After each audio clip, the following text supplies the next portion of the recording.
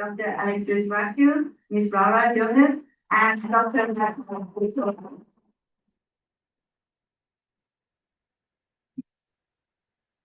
Hello everybody, and thank you very much to Daria, and of course also whole team for having us here on the stage and also inviting us to this nice event and hosting our final workshop. So as Daria has introduced us already, I'm Laura Gingert. I'm the project coordinator of International Cooperation Department of PTB, which is the German Institute. I hope you heard that already today. And me and my team, Alexis and Michael, we were talking about what has been presented in theory and in the panel discussion earlier, driving digital transformation that is possible through international cooperation, how we are already doing that or planning to do that at PTB. So we as PTB want to promote the topic of digital transformation with our partner institutions around the world that are often on very different stages of implementing digital transformation. And as we heard on the panel discussion, it is about harmonization, but not only on national level, but also on international level. So we have found that therefore, great benefit lies in international cooperation and exchange of best practices as well as challenges, and that we can learn a lot from each other, and not only from one, but through exchange from each other. And therefore, against the backdrop, we have been implementing a project that is funded by the Federal Ministry for Economic Cooperation and Development, BMZ, which is also the reason that we and the experts from almost 28 different countries are here today for our final workshop this week. And the duration of the project was from January 2024 and will end this year. And we have taken a global approach, which is also a bit special for PTB and I think German cooperation in general, since mainly it's bilateral or regional projects. But here we took applications from all of our partner countries, and we tried to balance between regions and also the stages of development and have a very diverse field. And a very diverse group, which I think we managed to have. And the direct target group was national metrology institutes, and the indirect target group through the projects, the users of metrology. And the overall objective of our project was to support NMIs in the partner countries to be better equipped to manage the digital transformation according to the needs of their customers. So stakeholder engagement also here is or has been a very big part of the project. And we found that to achieve this objective, we want to make use of international exchange and collaboration, and therefore chose a very special methodology, which was called CABOMEC. And you may have heard already today about it, and it stands for capacity building using regional experience and knowledge. And we have here today one of our public facilitators, which is Alexis. And Alexis, I would like to ask you, what is the CABOMEC methodology? Yeah, thank you, Laura.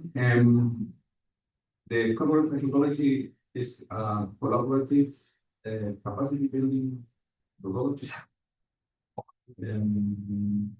It is based on the experience of the region and the knowledge in the region.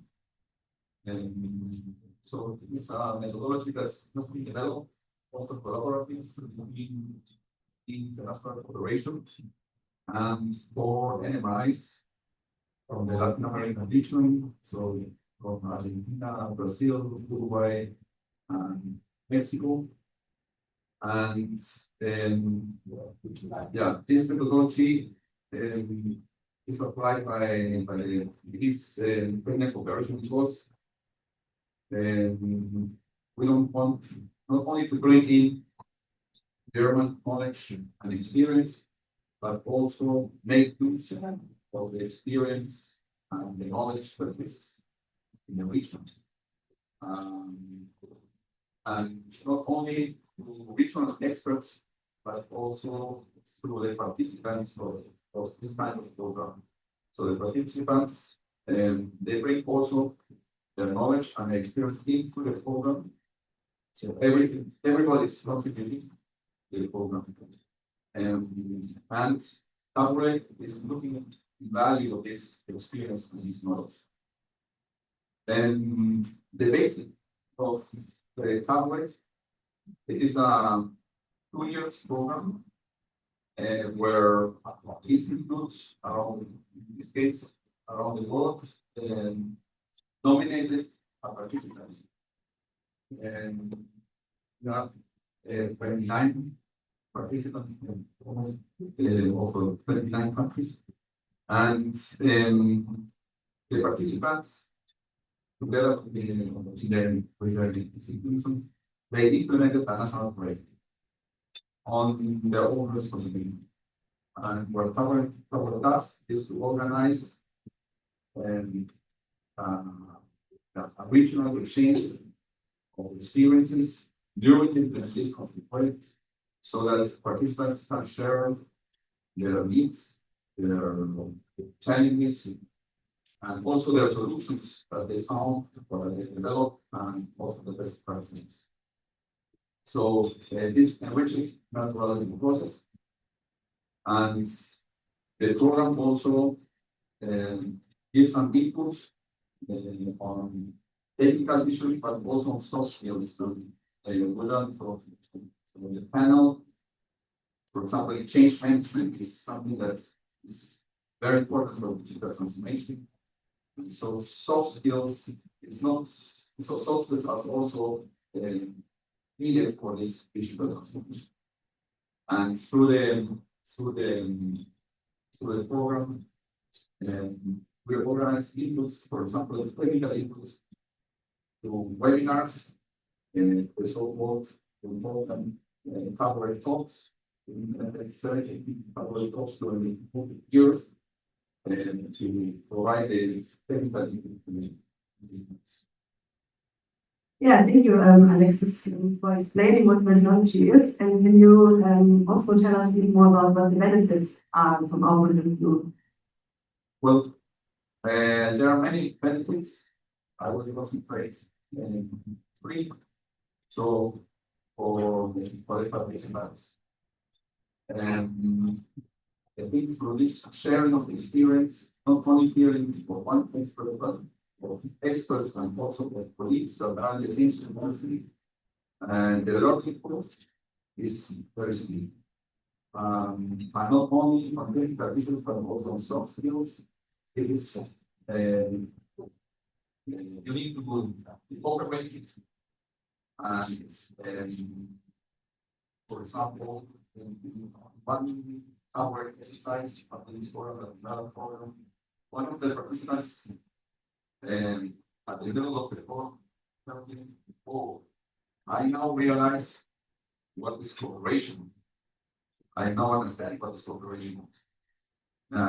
He said, I thought before cooperation is receiving assistance, but now I understand it is receiving assistance, but I am also giving assistance to my colleagues.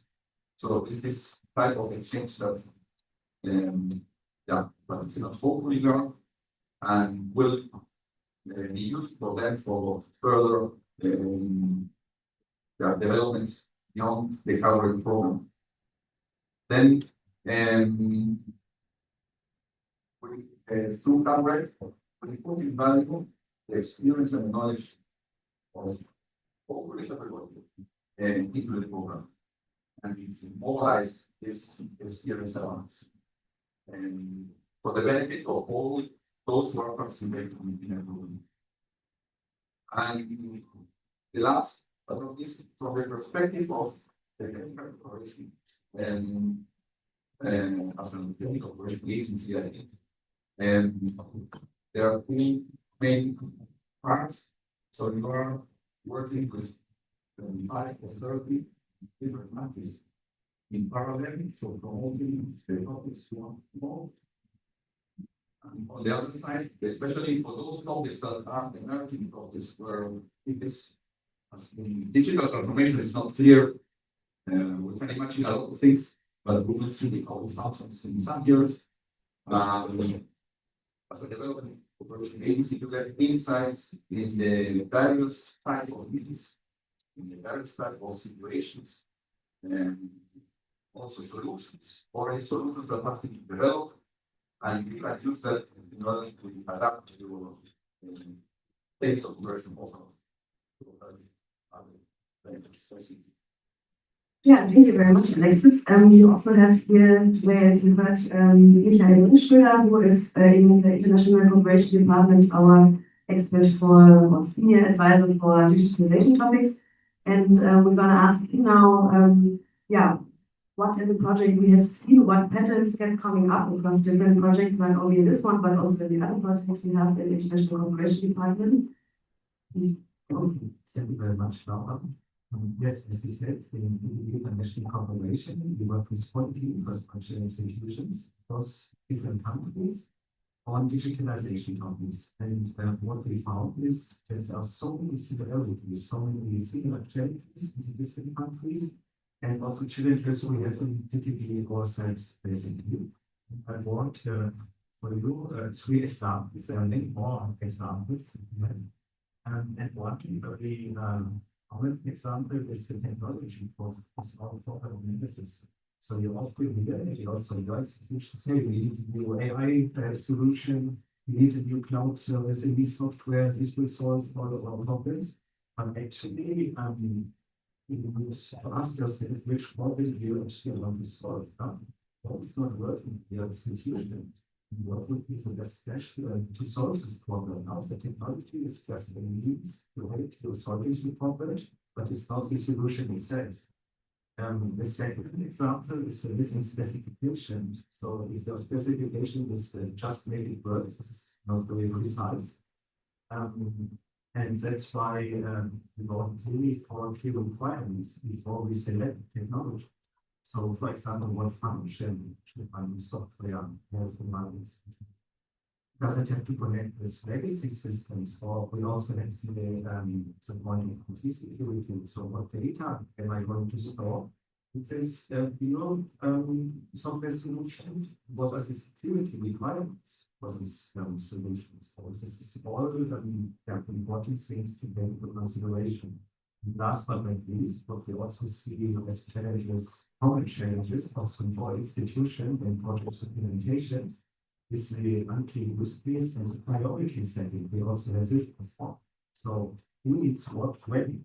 If this is not defined, then we also learn where do we start, how do we prioritize. And we solve these challenges, and they are very common, not only in our international partner countries, also in our own institutions. Yeah, thank you, Mike, for explaining that. As we see, there's a lot of cross-cutting issues, and interesting also to get into the panel discussion topics earlier on. And we systemized this approach or these cross-cutting issues in these so-called corporate talks that Alexis already mentioned before. So, what came out of that? Yeah, I'll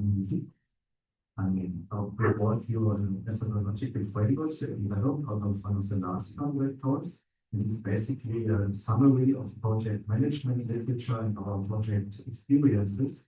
And basically, we have a key principle that we suggest to define the problem first and then select the technology. And we propose 4 phases. So in phase 1, we suggest to understand the problem first and develop a shared problem understanding aligned with the stakeholders and involved in the digitalization project. The second step, we recommend to specify the requirements. So we want to specify the value discussions, security, hosting needs, functional requirements. So if we talk about process digitalization, also the SBs need to be processes. And in the third step, we recommend to make an informed decision based on the requirements, it's a problem understanding, and there are also explained methodologies. So the total cost of ownership, for example, if I opt for a cloud service, I should not only look at the first year of cost, but for the 5 years operation and maintenance, or the decisions about cloud versus on-premise and stock decisions. And last but not least, when it comes to implementation, we suggest the sustainable implementation. So not only deploying the software, but building internal capacity, so a capability to maintain this solution over the next years now. So operation, maintenance, updates, but also training your staff, integrating the solution to your workflows. These are all parts we consider. Yeah, thank you, Michael. I think important is to mention that this is also one of the outcomes, I think, of the learnings that we shared in this project, but also in other projects, which showcases how valuable these exchanges are and what we can make out of this. And Mike, can you also say what will be next? So what will be next is still under discussion because this framework we developed 2 weeks ago, basically. But as there are so many established project management methodologies involved, we suggest we workshops for structured problem analysis. The same goes for requirement specification for decision-making frameworks, like the total cost of ownership, so what will such a solution cost by department in the long run.